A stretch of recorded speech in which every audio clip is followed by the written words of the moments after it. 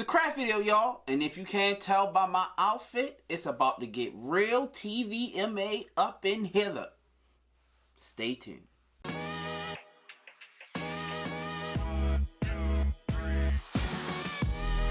what's up, everybody, and welcome. Welcome to Jazz and Marty. I'm Marty, and I know you read the thumbnail. I know you saw the title. Bridgerton has taken over my entire house, if you can't tell by this pile of books right here. So I wanted to make something that could house these books, but was also themed to Bridgerton. So today we're going to make this. It is a Bridgerton, I don't even really know what to call this. It's a Bridgerton themed mini book chest or book box or whatever.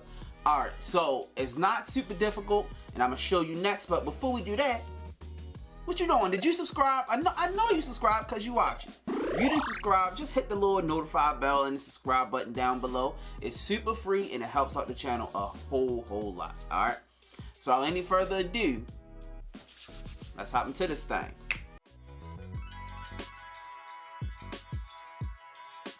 So, here's what you need.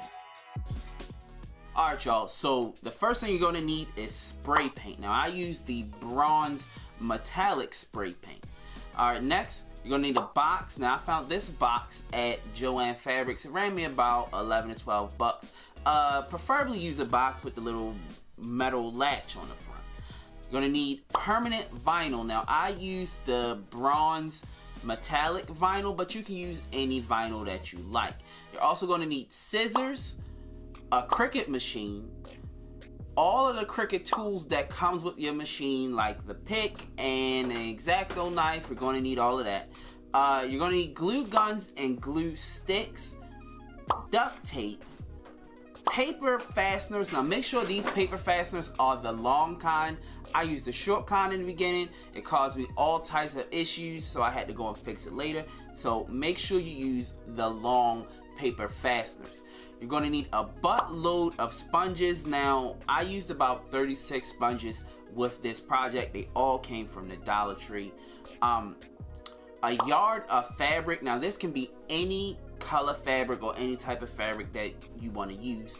You're going to need Cricut transfer paper, cardboard, a computer, you know, because you're working with your Cricut machine. Now, you're also going to need this Etsy design. Now, I'm going to leave a link down below to the store where I found the Etsy design at. It only ran me about maybe $2.50 to $3. And finally, you're going to need something to draw with. Real quick, I almost forgot. You're also going to need sandpaper. Okay? I think that's it. All right, let's get back to it. All right. Now, that's pretty much it. Let's hop into this thing. Okay, first we want to grab our box and our sandpaper, and we want to sandpaper the entire box inside and out. Make sure you sandpaper the crap out of this thing. This will give the paint a rough surface to hold on to. Okay, next we want to take our masking tape and we want to tape off anything we don't want to get paint on. Every latch, every hinge, you want to tape all of that off so you don't get paint on any of that. And when you finish, you should have something that looks like this.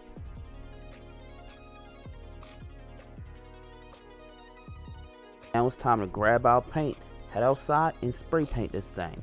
Make sure you spray paint inside and out, and you may need 1 to 2 coats. Okay, now once everything is dry, you should have something that looks like this.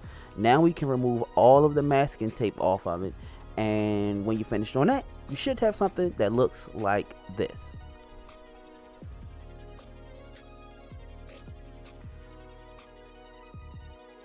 Okay, next let's bring our Etsy design into Cricut design space. Alright, now I won't go in depth here, but I'll put a link down in the description box below where I did go in depth. The only thing that makes this design different from the one that's in the other video is that you don't need to mirror this design, okay? Alright, so let's get the ball rolling. Now let's load up our vinyl. Now, if you're a Bridgerton fan, let me know in the comment section down below if this is your show. Let me know if I should get into this thing in the comment section down below, because I haven't checked it out yet, but let me know if I should. Now that our Cricut is done cutting, we can grab our transfer paper and our Cricut tools and we can start weeding our vinyl. Alright y'all, real quick. So this part became super difficult for me, but it's because I did it a super stupid way.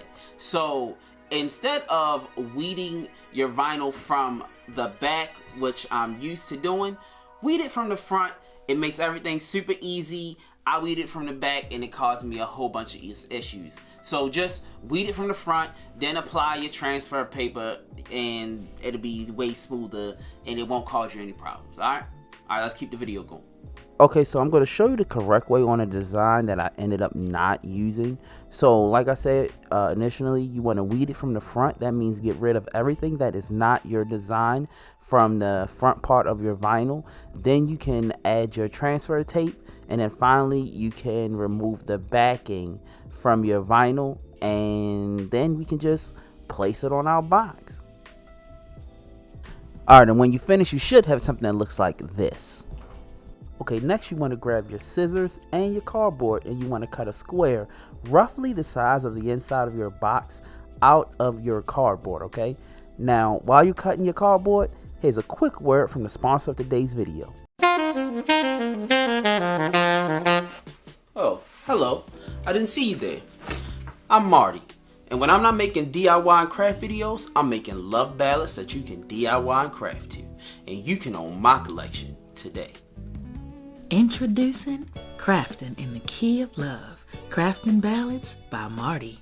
It could be yours for one easy payment of $26.99. And if you're thinking, damn, that's high, it includes such hits as Glue Gun, Glue Sticks.